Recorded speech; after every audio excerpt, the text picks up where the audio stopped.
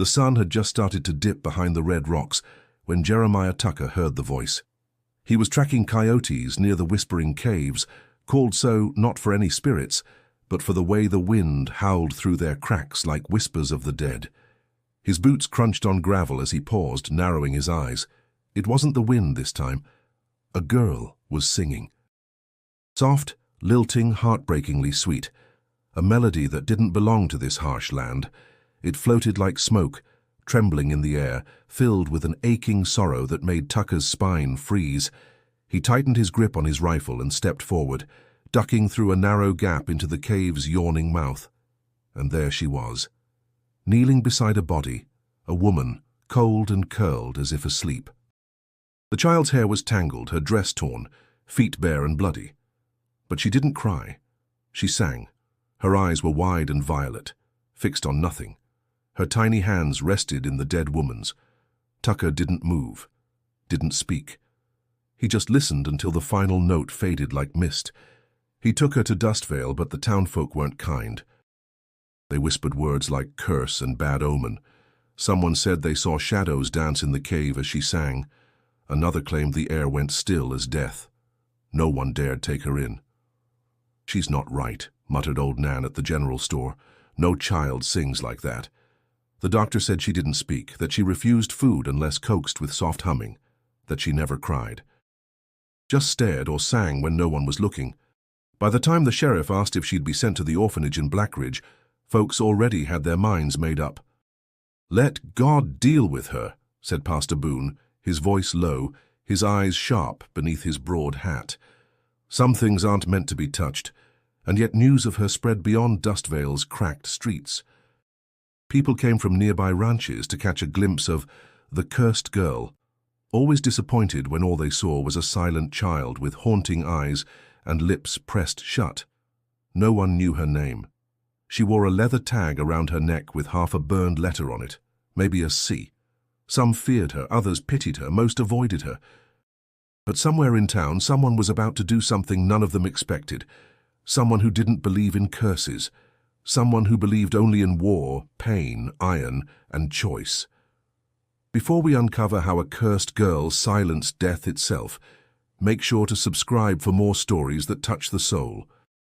Because in the town of Dustvale, where the wind never stopped moaning, and the church bell hadn't rung in 3 years, a girl with a voice like morning was about to change everything, even death itself. Eli McGraw didn't believe in ghosts, angels, or curses. He believed in steel, fire, and what a man chose to carry. That morning he walked into town with a bag of horseshoes slung over his shoulder and left with a child everyone else had cast out like a plague. He didn't ask for permission, didn't sign a paper. He just told the sheriff, "She's mine now." The sheriff blinked, spat on the porch, and said nothing. No one tried to stop him. Eli lived alone in a shack behind his forge, where the air always smelled of smoke and metal. He set an extra cot by the wall, gave her a wool blanket, and made no promises. She watched him with those violet eyes, saying nothing, not even a nod. That first night she didn't sleep. He heard her hum just before dawn, the same melody Tucker had whispered about in the saloon. Low, gentle, and so full of something Eli couldn't name, it felt like memory bleeding through the cracks. He didn't say a word. He was a man of few anyway. At breakfast, he handed her a tin plate. She didn't eat. He tried again at noon, then again at dusk. When he finally muttered, "Damn it, girl, you're going to fade into wind," she picked up a crust of bread and nibbled. Still not a sound from her mouth, not even a name. He started calling her kid. She didn't react. Days passed. She followed him sometimes, watching as he hammered hot iron into shape. Her stare was unnerving, like she could see through the rusted armor of his soul. He tried to ignore it, but he noticed how the birds never flew too close. How the dog next door howled each night she sat by the window. How the mirror in the washroom cracked down the center without being touched. And yet, she never seemed afraid. She helped where she could, quiet and precise, collected kindling, fed the fire, scrubbed soot from the anvil like it was sacred. Still, he heard whispers around town. "That girl's going to bring ruin. Mark my words, McGraw's cursed now too." He didn't care. or told himself he didn't. But sometimes, when he looked at her sleeping, small frame curled tight, fingers gripping the blanket like it was the last thing tethering her to the world, something deep inside him shifted. He remembered war, the screams, the smoke, the men who didn't come back. He remembered what it was like to carry silence so heavy it could drown you. Maybe that's why he kept her, not because he pitied her, but because silence recognizes silence. And somewhere, buried beneath his scars and soot-stained fingers, Eli McGraw saw something in that cursed girl that reminded him what it meant to fight for something worth saving.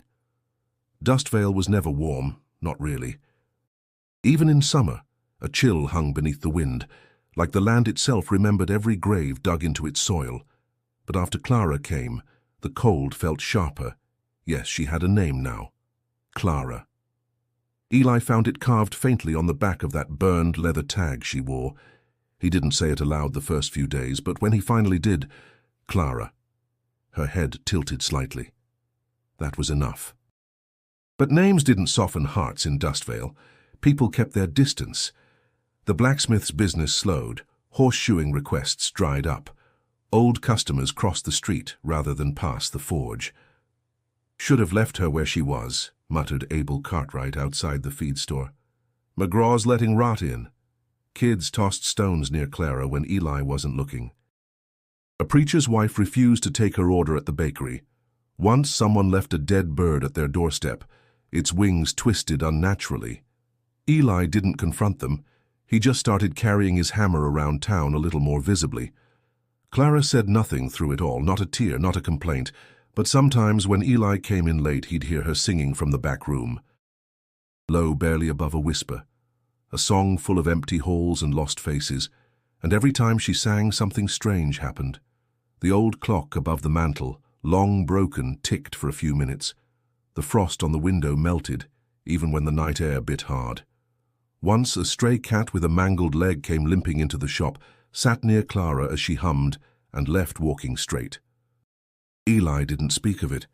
He'd seen too much to believe in miracles, but he couldn't explain what he felt when she sang, a tightening in his chest, a memory rising he hadn't called for. Still, fear moved faster than truth. Pastor Boone began warning folks during sermons, subtle at first, then clearer. "Darkness often wears the face of innocence," he declared one Sunday, voice echoing through pews. "Not all who sing carry God's voice." People nodded, prayed louder, watched Clara like she might sprout horns. Eli didn't attend church, hadn't since the war, but even he heard the ripples. One night he asked her, "You know what they say about you?" She looked up from the floor, eyes still. "They think you're cursed," he said. She didn't blink. Just walked to the window, pressed her hand to the glass and began to hum. And outside the wind died, just for a moment. Dustvale held its breath, and Eli, for the first time in years, felt the weight of a silence that wasn't empty, but waiting. Waiting for something none of them could name yet. The saloon in Dustvale wasn't a place for children, but Daisy Lane never cared much for rules that didn't make sense. She'd watched Clara walk past her windows for weeks, small, still, shadowed by gossip. But one morning, when she saw the girl sitting alone on the bench outside the store, chin tucked, she stepped out. "You hungry, sweetheart?" Clara didn't look up. Daisy noticed the bruises on her shins, dust on her dress, and the way Eli stood off to the side, arms crossed, jaw tight, as if daring the world to push again. Daisy knelt, held out a muffin, warm, sweet. Clara took it with both hands, but didn't eat. "She don't talk?" Daisy asked. Eli shook his head. "Only sings, sometimes." Daisy didn't press. She just smiled. Pretty girls don't need to talk when the world's too loud anyway. That afternoon, she invited them both inside the saloon's back room, quieter than the noisy floor. Gave Clara crayons, paper, and a place to sit. The girl didn't draw, didn't move much at all. But before leaving, Daisy heard something. A note, barely audible. Then another. By the time she turned, Clara was singing. Softly. Just for a moment. It wasn't a song Daisy knew, but it wrapped around her like sun on skin after a long winter. She sat down. Breath caught in her chest. Tears sprang from nowhere, the kind that didn't sting but released something you didn't realize you held in. Clara stopped. The moment vanished, but Daisy never forgot. From then on she welcomed the girl whenever she appeared. Let her sit near the piano, taught her little things, how to shuffle cards, how to mix honey into tea, how to fold napkins into birds. And slowly, Dustvale noticed, Daisy Lane was respected, widow of the town's former mayor, a woman with presence and sharp wit. If she was kind to the girl, maybe others didn't need to fear so much. Of course, Pastor Boone didn't like it. He cornered Daisy one Sunday, voice low. "You show favor to her. You lead others to do the same." Daisy met his stare without flinching. "If kindness is a sin now, Jeremiah, then maybe your God's changed since last I prayed." Rumors shifted, not gone, but quieter. Eli watched it all from the edge, guarded, grateful, still unsure. But Clara began to smile sometimes, small, fleeting things. She'd hum while Daisy braided her hair, tap her fingers in rhythm on the table. And once, when a glass slipped from Daisy's hand and shattered, Clara sang a single note. The pieces didn't cut, not one. Daisy looked at her with awe, and Clara, for the first time, laughed, briefly, softly, but it was real. And in that laugh, something new took root in Dustvale. Not belief, not yet, but wonder. It happened on a Tuesday night. The church bell hadn't rung in years, but the flames made sure everyone heard something. Screams, cracking wood, smoke curling into the stars. By the time the town gathered, the eastern wing of the church was gone, blackened ribs of timber reaching into the sky like a warning. Pastor Boone stood near the rubble, face smeared with ash, eyes blazing. "It's a sign," he muttered. "The serpent is among us." Eli arrived late, hammer still in hand. Clara trailed behind, barefoot, silent as always. People noticed. Whispers started before they even stepped through the smoke. "She was near the chapel yesterday," someone said. "She stared at the altar too long. I saw her hum when she walked past." Boone seized the moment. "She brings ruin," he shouted. "Darkness walks in her shadow. The Lord is cleansing his house." Eli stepped forward, chest rising. "Watch your words, preacher." "She is unnatural," Boone pointed, voice echoing. "And you defend her like she's flesh of your flesh. What has she given you? What spell has she cast?" Clara didn't move. Her hands stayed at her sides, eyes locked on the glowing embers. She didn't blink, didn't flinch. But Eli did. Something cracked inside him. He stepped between Boone and the girl, voice low but steady. "I don't believe in curses. I believe in people. And you. You're turning fear into gospel." Boone's lip curled. "You think her silence is holy? That voice of hers is no hymn." "It's blasphemy wrapped in silk." "Then explain this," Daisy said, stepping through the crowd. Her dress was smudged from smoke, eyes sharp. "If she's a curse, why does every song she sings ease pain? Why did my brother stop shaking when she sang by his bed? Why do I feel peace when I hear her?" No one answered, but the fear wasn't gone. 2 days later, Clara disappeared. She'd been sitting on the porch that morning, humming to the wind. Then nothing. No note, no tracks, just silence. Eli searched the whole town. Riverbanks, caves, even the church ruins, nothing. Grief twisted his chest in a way he hadn't felt since the battlefield. And then, near sundown, she returned. Her feet were muddy, her hair tangled. In her hands, a single rose, red as blood, alive. Blooming? Dustvale hadn't seen a rose in a decade. No one knew where she'd found it. No one dared ask. She didn't speak, just handed it to Eli. And for the first time in his life, he didn't feel cold. He didn't know if she had set the fire. But deep down, he started to believe something else. That maybe fire wasn't always destruction. Sometimes it was purification. His name was Thomas Grady, and he rode into Dustvale like death with a saddlebag. Tall, thin, skin stretched tight over bones, with eyes like ash and breath that rattled when he spoke. He asked for a room, paid with coins that smelled like blood, and told the innkeeper, "I won't need it long." No one questioned it. People remembered the name. Justice Rider. Bounty Killer. A man who once shot 3 men through the same hole in a saloon door and didn't blink. But that was 20 years ago. What sat hunched in Dustvale's only inn now was a shadow. He coughed blood into a rag each morning, ate little, drank even less. He stared out the window at the desert like he was waiting for something to crawl out and take him.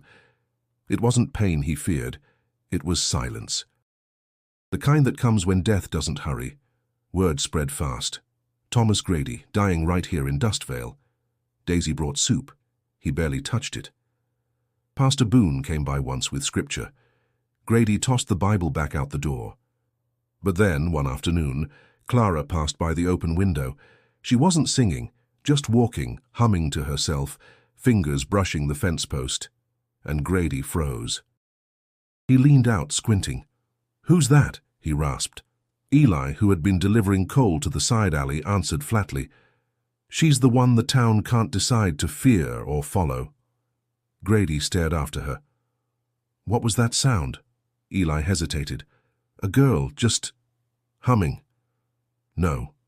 Grady's voice sharpened. "That wasn't just a girl. That was something else." Later that night, Grady sent for her. Eli refused at first, but Clara, to his surprise, nodded once, just once, and went. She sat across from Grady's bed, legs dangling from the chair, hands folded. He studied her. "They say you're cursed," he said. She didn't answer. "They say you sing and think, change." Still silence. He sighed. "I've done things," he whispered. "Bad things. The kind that stain the soul permanent. But I don't want to go out hearing only my sins echo." Clara tilted her head. Then quietly she began to sing. It wasn't loud, not even full, but it wrapped around the room like smoke curling from an old cigar, slow, patient, knowing. Grady didn't cry. He wept, his hands trembled, his breath hitched, but his face softened. When she finished, he took her hand in his, calloused and shaking. "No one's sung for me before," he whispered. And for the first time in days he slept through the night. When word got out, Boone was furious. He called it witchcraft, said the girl was seducing death, not saving souls. But no one else had ever seen Grady sleep without screaming. No one else had heard silence that didn't sound like judgment. Dustvale didn't know it yet. But something in that room had shifted. Eli McGraw had survived bullets, bayonets, and winters so cruel they broke men faster than war. But nothing had cracked him like the silence growing inside him now. He didn't show it. Not during the days, anyway. He still swung the hammer, still fixed wheels, still patched shoes for the few who hadn't turned their backs completely. But when the forge cooled and the oil lamp flickered low, he'd sit on the porch, stare at the stars, and feel something clawing through his chest. It was doubt. Not in Clara. Not exactly. In himself. She was changing things. He saw it. Felt it. Her songs didn't just soothe. They pulled things loose. Buried griefs, old regrets, things a man thought he'd already buried. And Eli had buried more than most. He remembered a village outside Chattanooga. Flames, screams, a boy he couldn't save, a friend he had to shoot because the fever had taken his mind. He remembered what silence had meant back then, the kind that settled after violence. The kind that meant nothing was left to say, but Clara's silence wasn't empty. It was full of memory, of weight, of waiting. And it scared him. One night after Grady had another coughing fit so loud it echoed through town, Eli stood at the edge of Clara's cot, fists clenched. "You ain't normal," he whispered. "You know that?" She sat up slowly, watched him, calm. "I don't know what you are. Maybe Boone's right. Maybe you're touched. Maybe I brought a storm into my house." She didn't blink. Eli turned away, jaw tight. "I've killed men, Clara. I've broken oaths, lied, let good people die so bad ones could live. I ain't clean." He felt her eyes on his back. "I'm tired of not understanding, of not knowing what you want, why you're here, why I feel like I can't breathe when you sing." The silence stretched, And then for the first time her voice, at not singing but speaking, rose like a match striking dry wood. "Stay." One word, small, clear, unshaken. He turned. She was standing now, eyes steady. "I have no one else," she said, "and you have no one left." His knees almost gave. He sat hard on the edge of the chair, hands over his face, breath shallow. She walked over, placed her tiny hand on his arm, and for the first time since the war, Eli McGraw cried, not out of pain, out of release. Because that one word, stay, held more mercy than any sermon, more truth than any hymn. Clara didn't sing that night. She didn't have to. Eli finally understood. He wasn't saving her. She was saving him. The days turned brittle, the air dry as old parchment. Dustvale hadn't seen rain in months, and the wind carried more than sand. It carried tension. Thomas Grady's condition worsened. He no longer stood. His eyes glazed often, but when he was lucid he asked only for Clara. Her visits were brief but constant. She'd hum at his bedside and his breathing would steady. The doctors gave up trying to explain it. But not everyone saw healing. Some saw witchcraft. Pastor Boone had grown louder. His sermons now brimmed with fire and brimstone, his eyes wild. "She sings for the dying," he cried one morning, standing in the middle of Main Street. "She doesn't ease death. She courts it. Don't you see? Every note a curse, every word a nail in the coffin of this town." People listened, not because they believed him, but because fear speaks louder than reason. Boone called for a gathering in the square, demanded Clara be sent away. "She must not be here when the veil thins. She invites darkness." Eli stood beside Clara, arms crossed, jaw locked. Daisy stood too, her voice firm. "Then you send me too," she said, "because I've heard her voice, and I've seen what it does.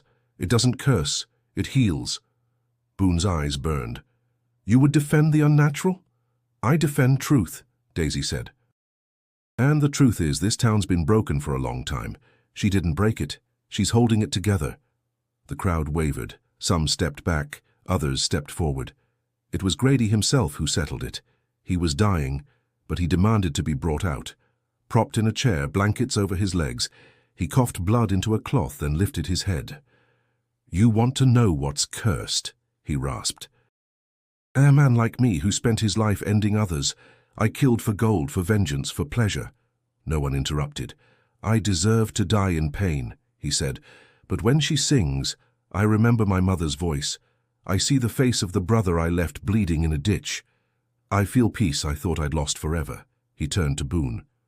"You call that a curse? Then maybe I'm ready to be damned." Then, as if on cue, Clara began to sing. No one asked her to. She just stepped forward, calm as a morning breeze, and let the sound rise. It wasn't loud. It wasn't even beautiful in the way most would say. But it was honest. It wrapped around the square, touched every stone, every scar, every regret. People closed their eyes. Some cried. Some whispered prayers not in fear, but in gratitude. And for the first time in decades, the wind in Dustvale stopped howling. It listened. Thomas Grady should have died that night. His breath was thin, his skin grey, eyes sunken deep. The doctor said he wouldn't make it till dawn. Dustvale quieted, waiting for death to take the man who once rode faster than guilt. But death didn't come. Instead, Clara returned to his bedside. Eli sat nearby, silent, hands folded tight. Daisy leaned in the doorway. Boone watched from the street, arms crossed, face pale but tense. The whole town seemed to hold its breath, one final time. Grady opened his eyes, barely. "You still here, little voice?" he rasped. Clara nodded once. He chuckled, dry, hollow. "I've done enough to keep me burning for eternity." Clara sat on the edge of the bed, laid her hand on his. Then she sang. Not a long song, not even a full melody, just a quiet thread of notes, stitched gently into the silence, the kind of song that sounds like forgiveness. Grady's eyes watered. "I remember her," he whispered. "My daughter, hair like wheat, laugh like bells. I left her. Never went back." His chest rose, fell, rose again. "I wanted to write, to say I was sorry, but I never did. Just carried her face in my pocket like a picture no one could see. Clara kept singing, and something changed. The lines on his face softened, his jaw unclenched, his breath, instead of breaking, steadied. "Is this what mercy feels like?" he murmured. Daisy stepped forward, gently touched his shoulder. "It's never too late to ask." Grady looked at Clara. "Will she hear me?" "She already has," Daisy said. Grady's head tilted back, his eyes closed, but he didn't slip away. He just rested, peacefully. 3 more days passed. He didn't die. He ate a little, spoke more. He asked Eli about his forge, asked Daisy if the town had always been this quiet. He laughed once and asked Clara to teach him one of her songs. She did, hummed slowly. He mimicked it, voice rough but trying. And the town changed. People brought bread, stood outside the window just to hear her sing. No one said the word curse anymore. Even Boone kept his distance, his sermons quieter, eyes lost in thought. He didn't apologize, but he stopped preaching fire. Eli noticed it most in the mornings. How Clara smiled now, softly, yes, but real. How she sang while feeding the hens, or while sweeping the steps. One evening, Eli asked her, "Why do you do it?" She looked at him. "Because they're listening now." Then, without warning, snow began to fall. Just a few flakes drifting gently down. No one had seen snow in Dustvale in over 15 years. And as the first flake touched Clara's hand, she whispered something no one quite heard. But everyone felt it, like the town had been holding its breath for too long, and finally exhaled. Spring came to Dustvale like a whispered promise, soft, cautious but undeniable. Wildflowers pushed through the cracked earth, the wind lost its sharp edge, and the people, long held in quiet dread, began to speak of hope again. Thomas Grady passed peacefully in his sleep, his final breath calm, as if he had nothing left to fear. He was buried behind the church, next to a marker that read only, "Forgiven." Clara placed the rose she'd carried through fire atop the soil. No one objected. The forge returned to life. So Eli worked with a steadier hand, a lighter heart. He built a new swing for Clara outside the shop, and she used it every morning, humming softly as the sun rose. Daisy expanded her back room at the saloon. Folks came not for whiskey or cards, but to hear Clara sing. They sat on crates, chairs, the floor, just to listen, and slowly Dustvale found its rhythm again. Pastor Boone left town. No sermon. No farewell, just packed a satchel and rode off as quietly as the snow that had fallen. Some say he went searching for the God he lost. Others say he finally learned to listen for him. The church was rebuilt, together. Men who once whispered of curses now brought lumber. Women who crossed streets to avoid Clara offered her flowers, bread, little hand-sewn gifts. Children followed her like she carried magic in her pockets, and maybe she did. Not the kind that bends nature or breaks rules, but the kind that softens hearts and mends what life had torn. Eli didn't call her kid anymore. He called her daughter. The first time he said it, Clara didn't react, just looked up at him and smiled. But that night, she sang a new song, one Dustvale had never heard. It wasn't mournful or solemn. It was light, bright as water over stone, as sky after thunder, and everyone who heard it knew it didn't come from sorrow. It came from healing, and Dustvale listened. Every night as stars blinked open above the desert, people would pause just long enough to hear her voice rise above the rooftops, a reminder that silence doesn't always mean emptiness, and even in places forgotten by time, grace can still bloom. Eli sat by the door most evenings, boots untied, hands finally at rest. He didn't need answers anymore.